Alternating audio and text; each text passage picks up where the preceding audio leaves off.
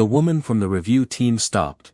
Halfway down Ruth Bennett's hallway, she had expected to inspect bedrooms, smoke alarms, and paperwork. Instead, she found herself staring at a wall covered from floor to shoulder height, with crooked photographs, children's drawings, school certificates, birthday cards, and dozens of tiny pencil marks showing how much different children had grown, while living under Ruth's roof. Then she noticed one handwritten card in the center. It contained only 4 words, "Thank you for staying."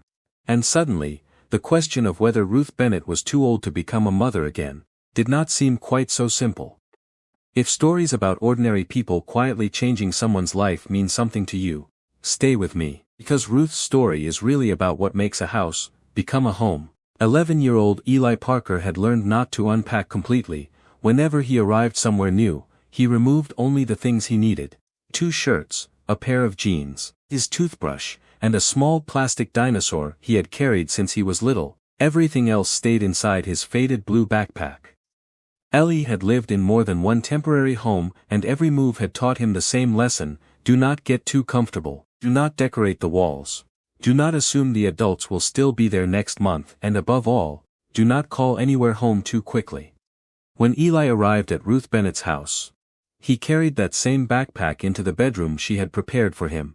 Ruth was 67, her silver gray hair was usually tied loosely behind her head, and she wore comfortable sweaters even when everyone else insisted the weather was warm. She had been widowed several years earlier. Her husband, Henry, had been the person who could make her laugh when she was angry, and somehow make burned toast feel like breakfast at a restaurant. After he died, the house became painfully quiet.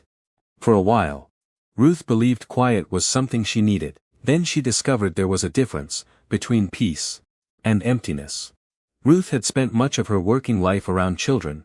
As a school office secretary, she knew how to find a lost lunchbox. She knew how to calm a frightened first grader. She could tell when a child saying, "I'm fine," meant exactly the opposite. Eventually, she opened her home to foster children. Some stayed only a short time, others stayed longer, but every one of them left something behind: a drawing, photograph, a joke Ruth still remembered, a favorite cereal she continued buying by accident. Months after they had gone, then Eli arrived. On his first night, Ruth showed him the bedroom. There was a clean bed, a small desk, a lamp, and an empty bookshelf. "You can move anything you want," she told him. Eli nodded. But he kept his backpack zipped. 3 days later, it was still zipped. After 2 weeks, it was still sitting beside the bed. Ruth never asked him why. She simply made room for it. Ruth was not the kind of foster mother who tried to force happiness into every conversation. If Eli did not want to talk at dinner, she did not interrogate him. If he wanted his bedroom door partly open at night, she left the hallway light on. When he began hiding crackers in the drawer beside his bed, Ruth noticed, but instead of confronting him, she placed a small basket of snacks on the kitchen counter. Beside it, she left a handwritten note: "Take what you need." She never mentioned the crackers. A few days later, Eli stopped hiding food. One evening, Ruth found him standing in front of the hallway wall. He was studying the photographs. "Who are all those kids?" he asked. "Children who lived here," Ruth answered. "All of them?" "Not at the same time." Eli looked at the photographs again. "Where are they now?" Ruth smiled. "Growing up, do they remember you?" Before Ruth could answer, her phone rang. It was a young man who had once lived in the same bedroom Eli now slept in. He was calling because he had gotten a new job. He wanted Ruth to know. Eli listened silently as Ruth congratulated him. When she hung up, Eli looked at her. "I guess that answers my question." Ruth smiled, but something began changing after that night. Eli started leaving books on the bedroom shelf. Then came a model airplane on the desk. Then, the plastic dinosaur appeared beside his lamp. One Saturday morning, Ruth noticed something she had waited months to see. The blue backpack was empty. By the time Eli had been living with Ruth for a while, the idea of making the arrangement permanent began to come up. Ruth wanted to adopt him. Eli wanted the same thing, although he was afraid to say it too loudly. But during the review process, Ruth's age became part of the discussion. No one shouted at her. No one slammed a folder on a desk. The people reviewing Eli's future had a responsibility to think about stability, support, and what would happen in the years ahead. Ruth understood that. Still, when someone carefully explained that her age had raised concerns about the long-term plan, Ruth heard something much simpler: too old. She drove home that afternoon, without turning on the radio. When she walked through the front door, Ellie was sitting at the kitchen table doing homework. He immediately looked at her face. "What happened?" "Nothing is decided," Ruth said. Ellie stared at his notebook, then he asked the question Ruth had feared. "Are they moving me?" Ruth pulled out the chair beside him. "I don't know." His hand tightened around his pencil. "I can pack fast." Those 3 words hurt Ruth more than anything anyone had said in the meeting. I can pack fast, as though that were something a child should ever need to be proud of. Ruth reached across the table. "Ellie." He looked at her. "You do not have to pack tonight. What about tomorrow?" "Not tomorrow either." Ellie swallowed. Ruth wanted to promise him forever, but she would not make a promise she did not yet have the authority to guarantee, so she made a smaller one. "Whatever happens, you are not facing it alone." The next morning, Ruth did something unexpected. She did not argue that age should never matter, she did not pretend she would remain strong forever.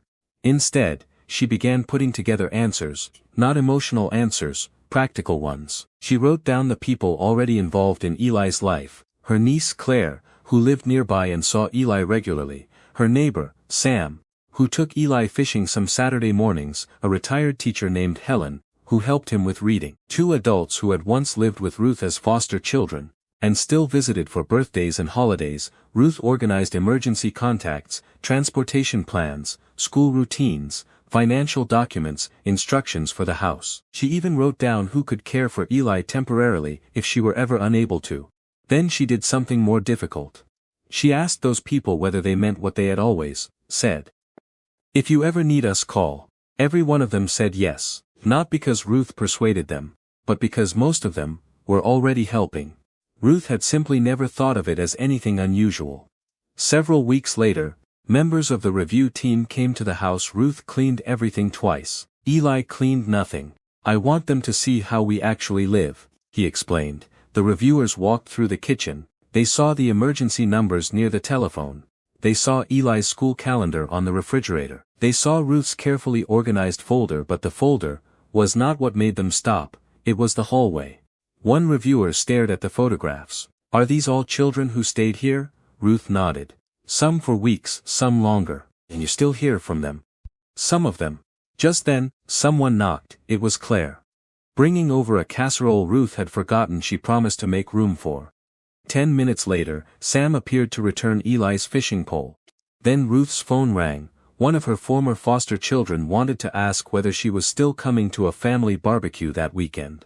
The reviewers began to understand something that could not be summarized on one form. Ruth had not built a home around herself. She had built a network around the children who entered it, and Eli was already part of that network.